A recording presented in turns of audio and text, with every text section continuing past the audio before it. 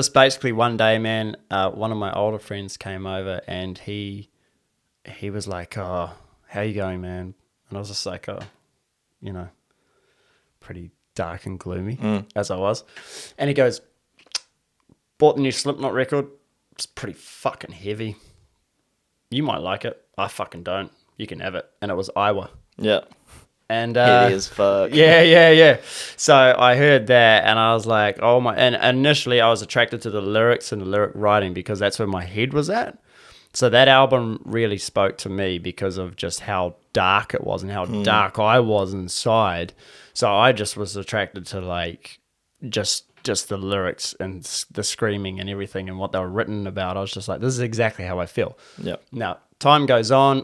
I was in a music store in a town, not my town, in a hometown, a different town, sorry, that had a proper music store where they sold music DVDs.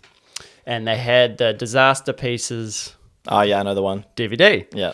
And I was like, oh, rad. Yeah, I've been listening to this whole album. And I was like, sweet. So I bought that. And then you could like scroll through like the different members in the band live. And they were playing in London. And that was sort of the first time I was really exposed to like watching Joey play the drums. And I was like, that's nuts. I'm going to learn the drums. Yeah. That was it. That was it. That was it. I was just the like, moment. I'm going to learn the drums. And that's when I really started listening to what he was doing. And I was like, he's not like other metal drummers.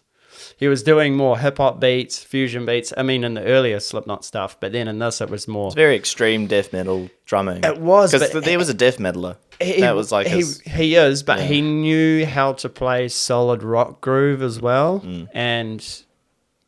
So maybe let's just deconstruct that. A solid rock groove, describe that. Wow, it's like your 4/4 beats. The 4/4 beat. He knew how to play heavy and blistering fast, but he would do it in a very tasteful way in a part of the song. And I think it's because him, Joey, and Paul, the bassist, were the songwriters. So they knew where exactly, like what goes where. And that's why he would turn just speed on and just heavy and blasting and all this. But then he could bring it back to like these solid rock grooves. Yeah. And a lot of death metal drummers were doing just death metal, or a rock drummer would do just rock. It was never kind of blended as well as he blended it. And that was the moment. That was the moment. I was